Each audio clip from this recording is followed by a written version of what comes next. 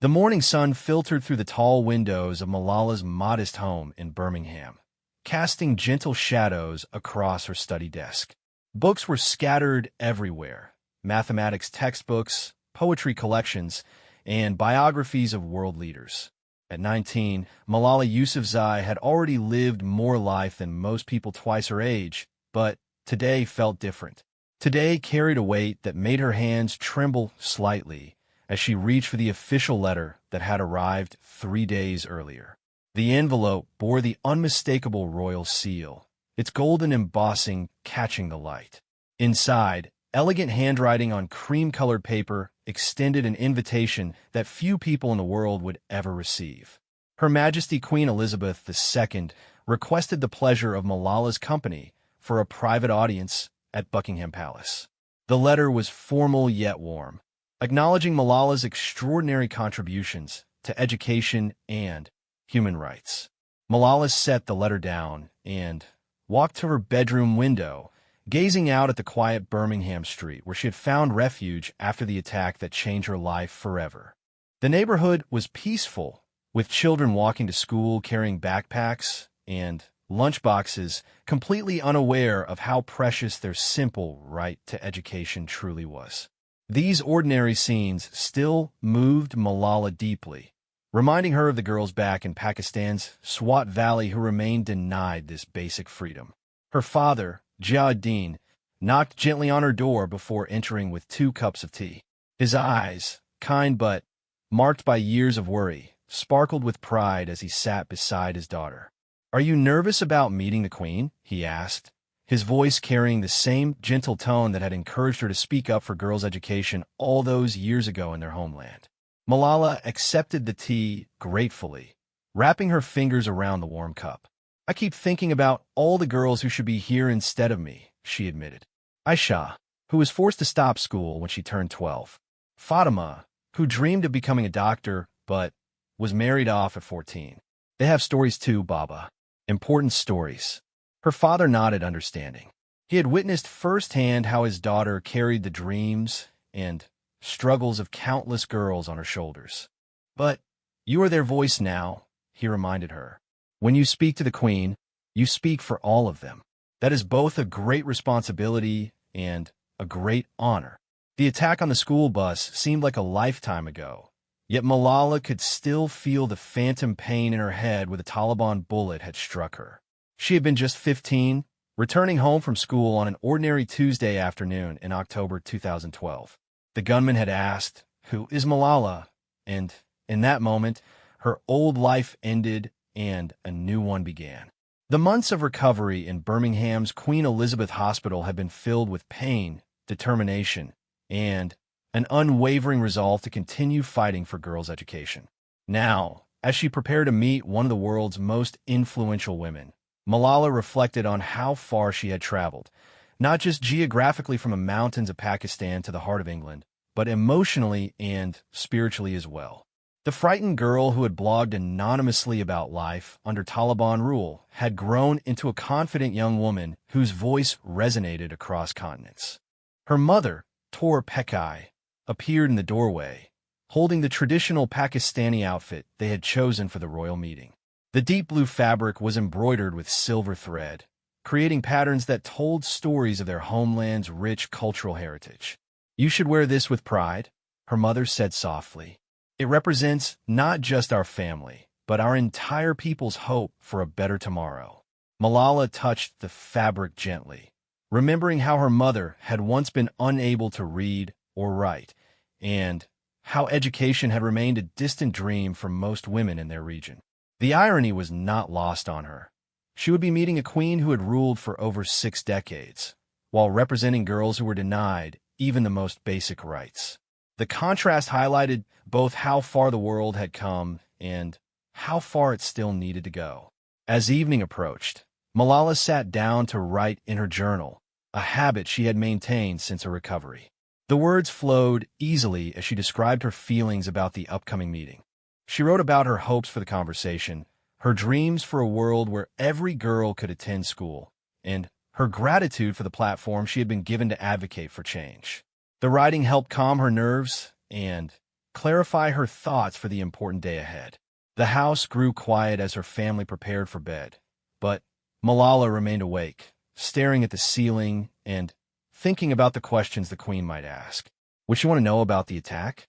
About her recovery? About her plans for the future? Malala hoped they would discuss education, women's rights, and the power of young people to create positive change in the world. She wanted their conversation to be meaningful, not just ceremonial. Finally, as the clock struck midnight, Malala closed her eyes and said a silent prayer. She asked for strength, wisdom, and the right words to honor both the Queen's invitation and the millions of girls whose stories remained untold. Tomorrow would bring new challenges and opportunities, but tonight she was simply Malala, a young woman who had survived the unthinkable and was determined to make her second chance at life count for something extraordinary. The black car arrived precisely at 9 in the morning, its polished surface reflecting the gray London sky. Malala had been ready for an hour, sitting quietly in the front room while her parents fussed over last-minute details.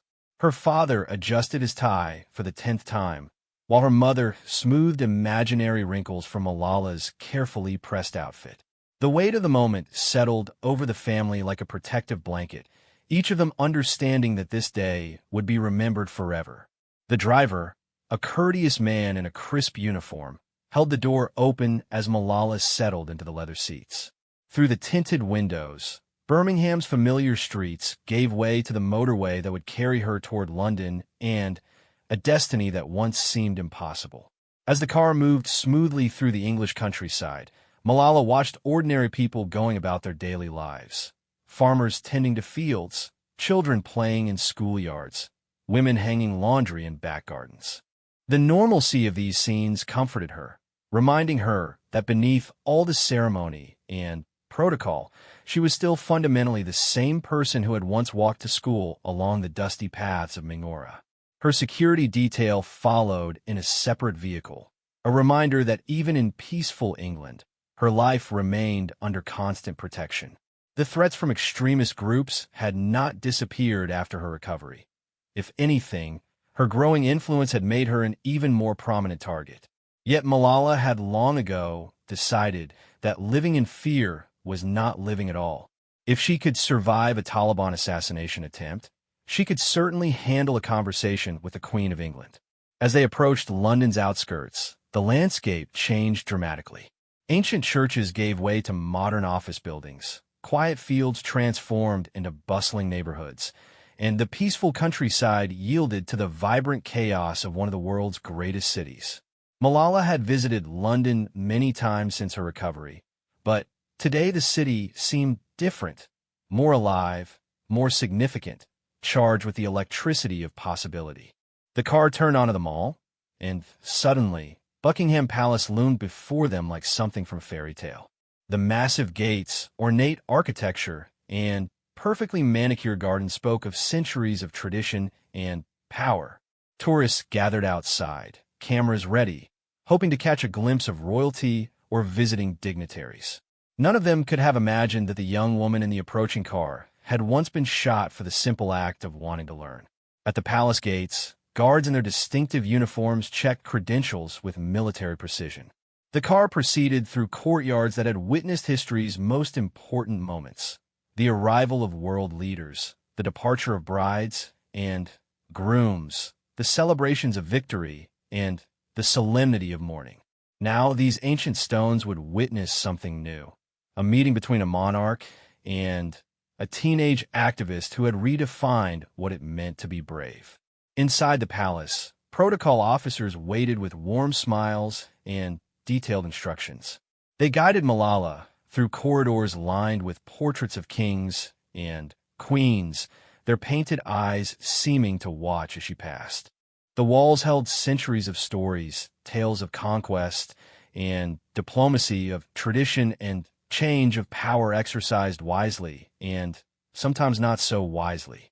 Malala wondered what story her visit would add to this rich tapestry. The walk to the Queen's private sitting room seemed both eternal and instantaneous. Malala's footsteps echoed softly on polished marble floors as they passed through rooms filled with priceless art and furniture that had entertained everyone from Winston Churchill to Nelson Mandela. Each piece told its own story of Britain's complex relationship with the world, including the former colonies from which Malala's own family had emerged. Finally, they reached an elegant door flanked by two guards who nodded respectfully as the protocol officer knocked gently. A voice from within called, "Enter," and suddenly, Malala found herself crossing the threshold into a room where history was made through quiet conversations rather than grand ceremonies. The sitting room was surprisingly intimate, decorated in soft blues and golds, with comfortable chairs arranged around a fireplace and tall windows overlooking the palace gardens. Queen Elizabeth II rose from her chair as Malala entered, and the young woman was struck immediately by the monarch's presence. Despite being in her 90s, the queen moved with grace and dignity, her eyes bright with intelligence and what appeared to be genuine warmth. She wore a simple but elegant dress in powder blue, with her signature pearls and a brooch that caught the light from the windows. "Miss Yousafzai," the queen said, extending her hand, "what a pleasure to finally meet you. I have followed your story with great admiration." Her voice carried the refined accent that had addressed the nation through decades of change, but there was nothing distant or formal about her manner. She seemed genuinely pleased to welcome this young visitor into her private space. Malala curtsied carefully, as she had been instructed, then accepted the queen's handshake with hands that she was relieved to find were no longer trembling. "Your Majesty, the honor is entirely mine. Thank you for inviting me to your beautiful home." The words came naturally, without the stiffness she had feared might overwhelm her in such a moment. "Please sit." The queen gestured to a comfortable chair positioned across from her own. "I thought we might have tea and a proper conversation.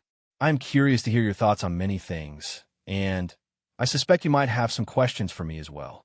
As they settled into their chairs, afternoon light streamed through the windows, creating an atmosphere that felt both grand and surprisingly intimate. A silver tea service appeared as if by magic, attended by staff who moved with practiced efficiency before discreetly withdrawing. The queen poured tea with her own hands, a gesture that spoke of respect and equality despite the vast difference in their circumstances. As she handed Malala a delicate china cup, their eyes met, and both women smiled. One who had spent a lifetime in service to her people, and another who had dedicated her young life to serving those without a voice. The conversation began gently as the queen inquired about Malala's recovery and adjustment to life in England. Her questions were thoughtful and specific, revealing that she had clearly followed Malala's journey with genuine interest rather than merely ceremonial awareness. She asked about the challenges of learning in a new educational system, the differences between Pakistani and British cultures, and how Malala's family had adapted to their new life in Birmingham. Malala found herself relaxing as they talked, discovering that the queen was an excellent listener who asked follow-up questions that showed she was truly engaged with the answers. When Malala mentioned missing the mountains of Swat Valley, the queen's eyes lit up with understanding. "I have always found great peace in the Scottish Highlands," she shared. "There is something about mountains that puts our earthly concerns into proper perspective, don't you think?" Their conversation naturally turned to education, and Malala was surprised by the depth of the queen's knowledge about global education challenges. She spoke knowledgeably about literacy rates, the particular barriers faced by girls in developing countries, and the economic impact of educational inequality. It became clear that this was not merely polite royal interest, but genuine engagement with issues that mattered deeply to both women. "I've been fortunate to meet many world leaders over the decades," the queen observed, setting down her teacup with characteristic precision. "But I find myself particularly intrigued by young activists like yourself. You represent something different, a generation that refuses to accept that this is how things have always been as an excuse for injustice. Tell me, What drives you to continue this work despite the personal risks? Malala considered the question carefully before responding. She spoke about the girl she had left behind in Pakistan, about the letters she received from young women around the world who saw her as a symbol of hope, and about the responsibility she felt to use her platform for positive change. Sometimes I think about the girl I was before the attack, she admitted. She was brave, but she was also naive about how dangerous speaking truth could be. The girl I am now understands the risks, but I also understand that silence in the face of injustice is its own form of danger. The queen nodded thoughtfully. I became queen when I was your age, she said quietly. Though our circumstances were vastly different, I recognize that sense of responsibility you described. The weight of knowing that your words and actions matter beyond yourself. It can be both inspiring and overwhelming. She paused, gazing out the window at the palace gardens where peacocks strutted across perfectly manicured lawns. I have often wondered what my life might have been like if I had been born in different circumstances. You, on the other hand, had circumstances thrust upon you that could have easily ended differently. Their conversation moved to the role of women in leadership, and Malala was fascinated to hear the Queen's perspective on the changes she had witnessed over 7 decades of public life. She spoke about the early years of her reign, when women in positions of power were rare exceptions, and how she had watched society slowly evolve to accept that leadership had no gender requirements. Change often happens more slowly than we might wish, the Queen observed, but I have learned that lasting change usually does come slowly. What appears to be sudden progress is usually the result of many years of patient work by people like yourself. The Queen then surprised Malala by asking about her writing. She had read excerpts from Malala's book and was curious about the experience of telling such a personal story to the world. Writing about trauma requires tremendous courage, she noted. To share your pain in service of helping others, that is a form of leadership that I deeply respect.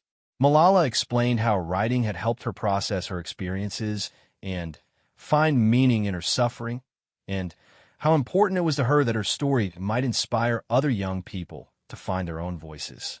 As their conversation deepened, both women seemed to forget about protocol and ceremony. They discussed literature, with the Queen recommending several books from her personal library that she thought Malala might enjoy. They talked about the power of storytelling to create empathy and understanding between different cultures and communities. The Queen shared anecdotes from her many travels, while Malala described the cultural richness of her homeland that often went unrecognized in international media coverage. One thing that strikes me about your generation, the Queen said, is how connected you are to young people around the world. In my day, activism was often limited by geography and communication challenges. Now, a young woman in Pakistan can inspire movements on every continent. That is both powerful and promising. Malala agreed, explaining how social media and global communications had allowed her to connect with supporters and fellow activists in ways that would have been impossible just a generation earlier. The afternoon light began to shift as their conversation continued, and Malala realized that what she had expected to be a formal audience was becoming something more like a mentoring session between two women separated by age and circumstance but united by their commitment to service. The Queen asked about Malala's plans for the future, her educational goals, and her vision for the Malala Fund's work in promoting girls' education globally. I sometimes wonder, the Queen mused, whether young people today fully appreciate how much power they have to change the world. In my experience, real change often comes from individuals who simply refuse to accept that things cannot be different. You embody that refusal in a way that I find both admirable and encouraging. Her words carried the weight of decades of experience and observation, making them particularly meaningful to Malala. When Malala mentioned her dream of one day returning to Pakistan as an advocate for education, the Queen's expression grew serious. That will require great courage, she acknowledged. But I suspect you have already demonstrated that you possess such courage in abundance. The question is not whether you are brave enough, but whether the world is ready to support you in that endeavor. Her concern seemed genuine and maternal, reflecting the protective instincts of someone who understood the weight of public responsibility. As the afternoon wore on, their conversation took on an increasingly personal tone. The Queen shared stories from her own youth, describing the challenges of assuming enormous responsibility at a young age and the loneliness that sometimes accompanied public life. She spoke candidly about the sacrifices required when one's life becomes dedicated to serving others, and the importance of maintaining connections to one's authentic self despite the pressures of public expectations. There were times, the Queen confided, especially in the early years when I wondered if I was strong enough for the role I had inherited. The weight of history, the expectations of an entire nation, it can be overwhelming for anyone, but particularly for a young woman in an era when women were not expected to lead. Her honesty surprised Malala, who had never considered that this seemingly unshakable monarch might have experienced doubt and uncertainty. Malala found herself sharing her own struggles with public life. The pressure to be a perfect spokesperson for girls' education, the challenge of maintaining normal friendships when her life was so extraordinary, and the occasional longing for the simple anonymity she had lost forever. The Queen listened with the kind of understanding that could only come from someone who had navigated similar challenges for decades.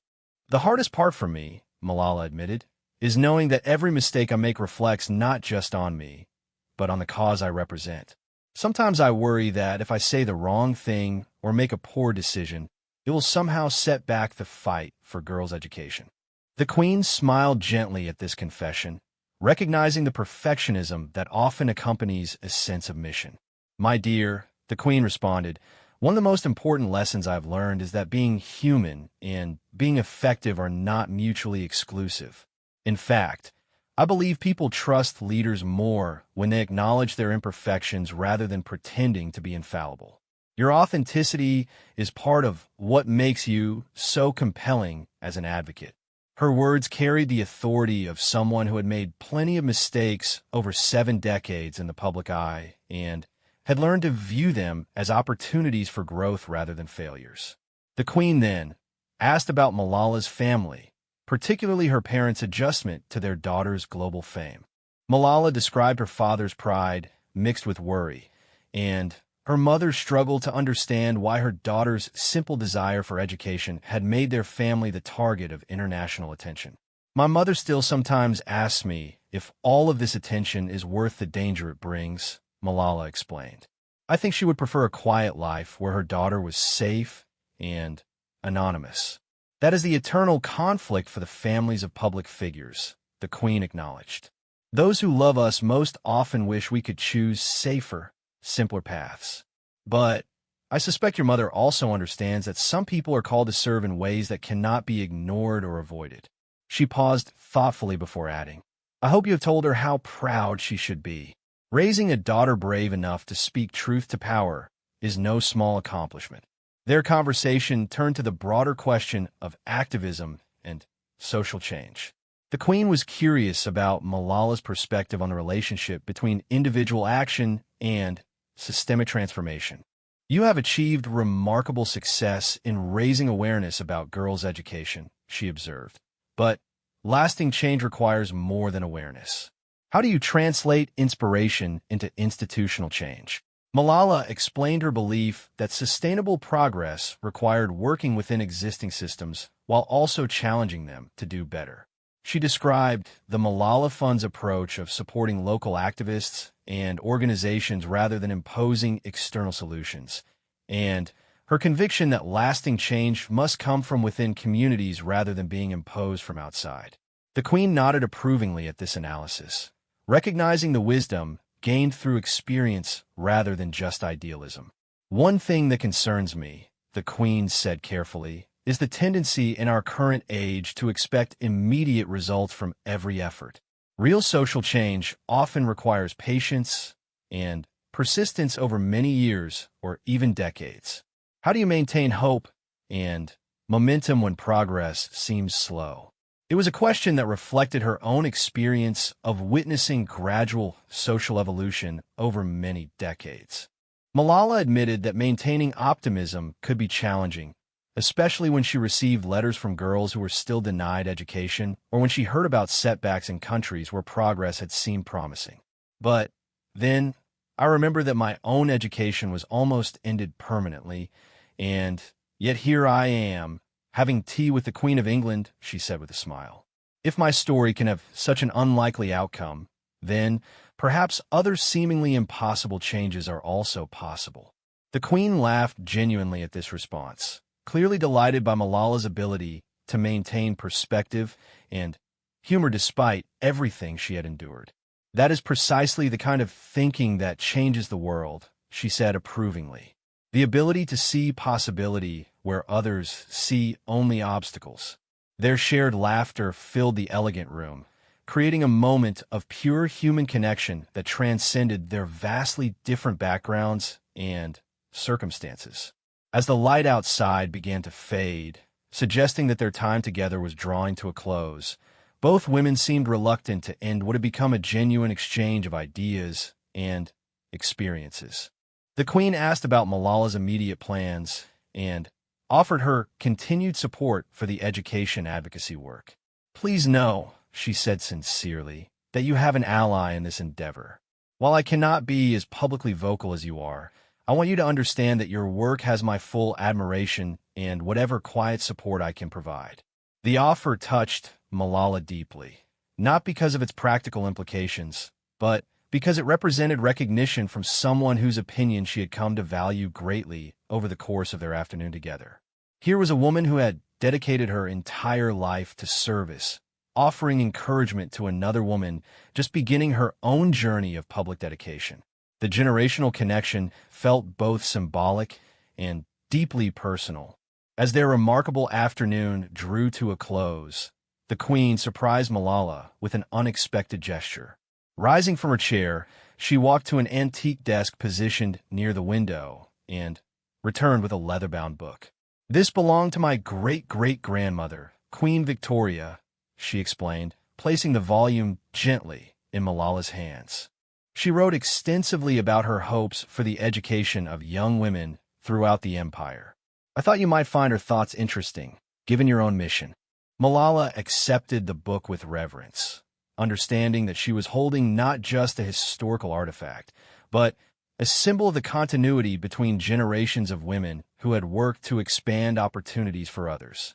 The leather was soft with age, and the pages held the faint scent of lavender and thyme. "Your Majesty, I cannot possibly accept such a precious gift," she protested softly. "Nonsense," the Queen replied firmly but kindly. "Books are meant to be read, and ideas are meant to inspire action. Victoria would have been fascinated by your story, and I believe she would have wanted her words to continue encouraging young women who refuse to be silenced." Her decision was clearly final, delivered with the gentle authority of someone accustomed to having her gifts gratefully accepted. The Queen then shared something even more personal. She spoke about her own granddaughters and great-granddaughters, expressing her hopes that they would grow up in a world where their gender would never limit their potential. "You represent the future I want for them," she said simply. "A future where young women can pursue their dreams without fear, where education is seen as a right rather than a privilege, and where speaking truth is celebrated rather than punished." Their conversation concluded with the Queen asking Malala to carry a message to young people around the world. "Tell them," she said, "that an old woman who has witnessed tremendous change over many decades believes absolutely in their power to create an even better future. Tell them that courage is not the absence of fear, but the decision that something else is more important than that fear. And tell them that they have allies in places they might not expect, including within the walls of this very old palace." Malala promised to carry this message, understanding that she was being entrusted with words that carried the weight of a lifetime's experience and the hope of someone who had dedicated her entire existence to service. As they prepared to part, both women seemed to recognize that they had shared something special, a connection that transcended the formal purpose of their meeting and had become genuinely meaningful to both of them. The Queen accompanied Malala to the door of the sitting room, an honor that the protocol officers later whispered was highly unusual. As they walked together, she offered one final piece of advice. Remember that lasting change often happens quietly through individual conversations and personal connections like the one we have shared today. Grand gestures capture attention, but it is the accumulated impact of countless small acts of courage that truly transforms the world. At the threshold, the Queen paused and looked directly at Malala with eyes that held the wisdom of decades and the brightness of continued hope. You have already changed the world simply by surviving and refusing to be silent, she said. Everything else you accomplish will be additional gifts to humanity, but never feel that you must carry the weight of the world alone. There are many of us who share your commitment to justice and progress, even if we must sometimes work more quietly than you do. Their goodbye was warm but not emotional, reflecting the mutual respect they had developed over their hours together. As Malala curtsied one final time and turned to leave, the Queen called after her, "Miss Yousafzai, please remember that you will always be welcome here." This afternoon has been one of the most enriching conversations I have had in quite some time. The sincerity in her voice made it clear that this was not merely royal politeness, but a genuine invitation. Walking through the palace corridors toward the waiting car, Malala felt transformed by the experience. She carried Queen Victoria's book carefully, but more importantly, she carried the knowledge that her work was supported and understood by someone whose opinion she had come to value tremendously. The teenager who had been shot for wanting an education had just spent an afternoon discussing literature, leadership, and the future of the world with one of history's most respected monarchs. The drive back to Birmingham passed in contemplative silence. Malala watched the English countryside roll by, thinking about the extraordinary journey that had brought her from a school bus in Pakistan to tea with the Queen of England. The contrast seemed almost impossible to believe, yet also felt somehow inevitable. Every challenge she had faced, every moment of doubt and fear had contributed to bringing her to this moment of recognition and encouragement from one of the world's most influential women. As London's lights began to twinkle in the gathering dusk, Malala opened Queen Victoria's book and read the inscription the Queen had written on the flyleaf. For Malala, whose courage echoes across generations and whose voice carries the hopes of millions. May you always remember that you stand on the shoulders of countless women who dreamed of a day when young women like you could speak freely and be heard. With admiration and hope, Elizabeth R. The words brought tears to Malala's eyes, not from sadness, but from the overwhelming sense of connection to something larger than herself. She understood now that her story was part of a much longer narrative about women's struggle for equality and education, and that she had been entrusted with carrying that story forward into the next generation. The responsibility felt less lonely now, supported by the knowledge that she had allies and mentors in unexpected places. When she finally arrived home in Birmingham, Malala found her parents waiting anxiously for her return. Over dinner, she shared carefully chosen details about her afternoon, describing the Queen's kindness, wisdom, and genuine interest in education issues around the world. She spoke about the encouragement she had received and the sense that her work was part of a larger historical movement toward justice and equality. That night, as Malala wrote in her journal about her extraordinary day, she realized that meeting the Queen had given her something invaluable: perspective on her own place in history and confidence that her voice mattered not just because of what she had survived, but because of what she chose to do with the life she had been given. The young woman who fell asleep that night was still the same person who had awakened that morning, but she was also somehow more confident, more connected, and more certain that the work she had chosen was exactly what the world needed her to do.